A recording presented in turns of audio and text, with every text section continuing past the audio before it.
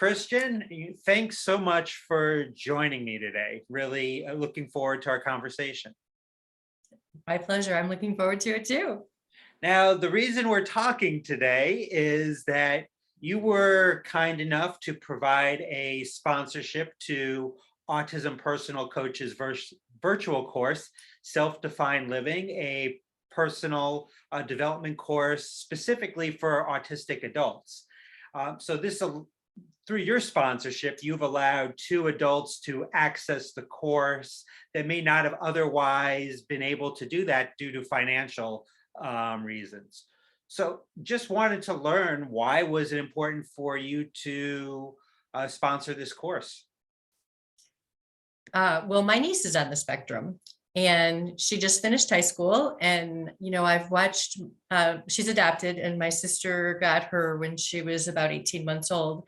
And so I've been able to watch this lifelong, I don't know if I should use the word struggle, but, my sister has placed a lot of energy in challenging Eve, as well as supporting her in education, in social, in church, in everything.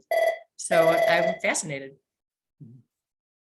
Now, as an entrepreneur, something I'm really proud of is how my business, Autism Personal Coach, has been in existence for almost 10 years. During the pandemic, businesses that were made of, had a lot more in revenues, that it was known a lot more in the community than my business, don't exist anymore. So, but your business, Weekleys mail service, has been in business for over 70 years. So it's really fascinating to me, businesses that have been in existence that long, which to me must mean there's got to be a lot of adjustments over time in how your business runs. So what have been some of the important aspects of your business in continuing allow it to not only to survive, but hopefully thrive as well? Well, first of all, congratulations on 10 years. That's pretty phenomenal. Small business struggles, especially in a pandemic. No doubt. I would have to say technology. Technology. Back, I'm going to say 12 to 15 years ago, we had 160 employees and we ran 2 shifts. Now, mail volumes are down a little bit, but we now have 30 employees and they get the job done because the technology has changed so much in the equipment. The equipment's faster, it's better, it's more integrity based. And the other part of technology, I think, has been keeping mail relevant. You used to get a letter in the mail and it was addressed to occupant or it was addressed to resident. Now it has your name in it and it says, "Hi, Doug," and then it has your name 3 different places in the body of the letter. And if it's a charitable contribution, it probably even tells what you gave the last time and what they're looking for this time. So it's all about technology. One of our biggest customers is a mortgage company, and the letters that they send out have your name, the value of your home, your mortgage balance, your social security number, and your monthly payment. And they're not your mortgage company. I mean, there is so much technology out there, and it's really, really changed our business and kept us relevant. Now, you've had the responsibility of being the president at Weekleys Mail Service for the last 10 years. Can you tell people a little bit about Weekleys, what you do, for those that may not be familiar with your services? Sure. So my elevator speech is, if it's in your mailbox, we could have put it there, we should have put it there, we want to put it there the next time. But basically, we do 2 different things. We print postcards and letters and fold them and insert them and put the address and the barcode on them. So we put the parts together to make your mail. But our real value is that we pre-sort the mail. And in some cases, we put it in a tray that the letter carrier is just going to grab and go deliver it in the order that they're going to walk. So the post office doesn't have to do a lot of that work. We also, when there's a large volume of mail, will drop ship that mail to the last post office that's going to touch it. So if we have a mailing and there's 10 or 15,000 pieces that are going to Pittsburgh, we're going to send it to Pittsburgh. So again, the post office is not having to do that work. So what they do is they give us what they call work share discounts because we're doing their work. What that means to our customers is postal discounts. So you know that it costs 60 cents to mail a letter. We have customers that are paying as little as 10 or 15 cents to mail a letter. I That's like what we that. do. I like that. That's so like for those that are kind of watching this interview, what types of like companies and organizations do you typically work with or have worked with, like just to for them to like understand, does this work for me? Would this work for my business or not? Sure. So I mentioned that we work with mortgage companies. We work with debt consolidation companies. They're always sending letters. One of our biggest customers is Case Western Reserve University. We work with Baldwin Wallace. We do a lot of work in healthcare. The most common things that you get healthcare are, hey, this new center just opened, so you'll get a postcard. But we also do a lot of the doctor change letters. You know, your doctor's left. This is the new doctor that you're going to see. We do a lot of work with nonprofits. And our largest customer actually does the mailings to solicit contributions for all of public radio in the US. So kind of a little bit of everything. And even to the point, we do a lot of newsletters for cities, the cities that put out small magazines, we do those. And even the local pizza shop just opened and they want to mail to 5,000 people in a 5-mile radius, just so that they're there. And how can people learn more about your business beyond this interview? They can go to our website, www.weekleysmailing.com. And if they've got a few thousand pieces or a few 100,000 pieces that they want to mail, they can call me and schedule a tour. Now, I'm really interested in entrepreneurship, maybe obsessed with it. I don't know.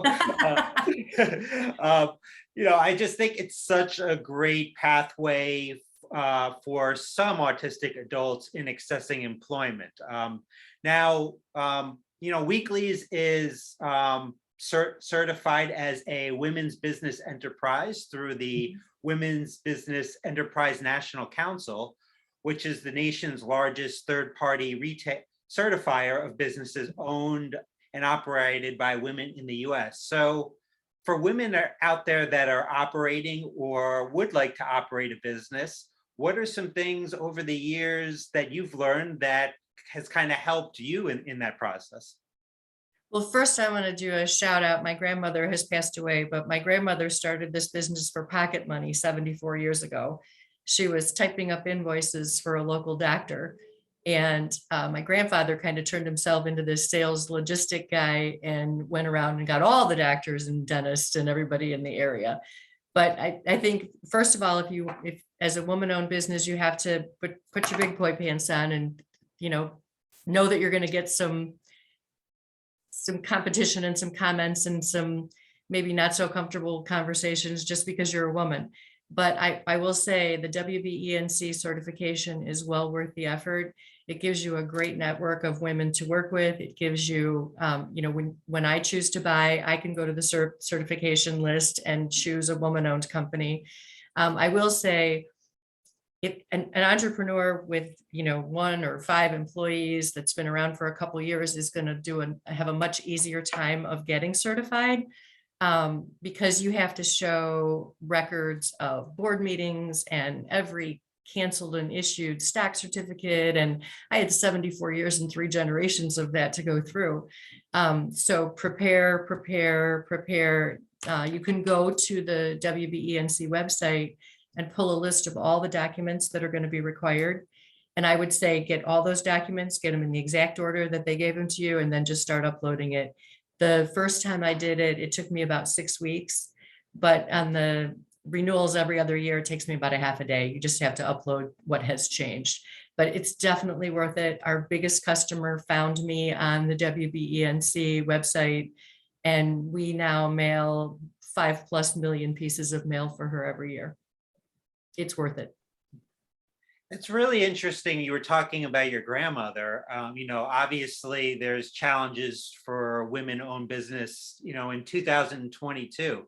Did she ever share any of those stories with you about over 70 years ago, what it was like for her just starting up? She really didn't. I wish she had. When I got into the business, she was already long retired and she just, all she talked about was golf. Fair enough. Uh, so while I love being an entrepreneur, there's certainly is stress involved in it, no doubt. And my dog's been very helpful in reducing my stress and increasing my joy once my workday is over. In fact, my dog is right now laying on my feet and whining. She wants to go for a walk. Yeah. Oh, now her head perked up when she heard Yeah. that word walk.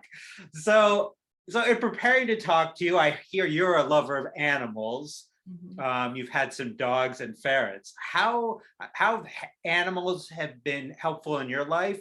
Maybe how have animals helped you navigate maybe the stress of running a company? Well, first of all, what kind of dog do you have?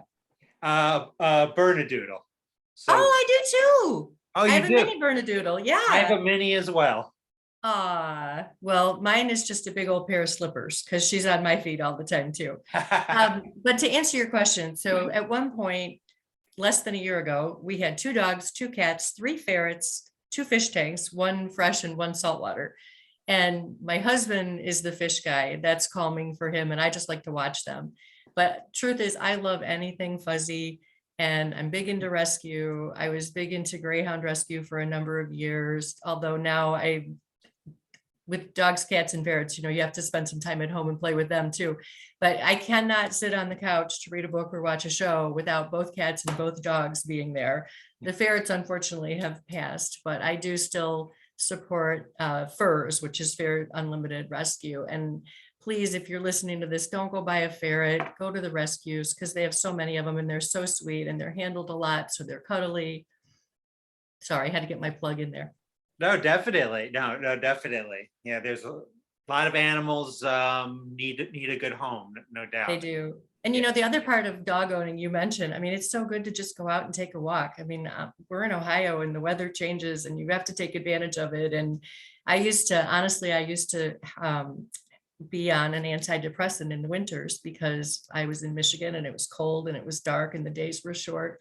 And I got a couple of dogs and even on crappy days, I had to go outside and that's all gone, just getting some fresh air is good.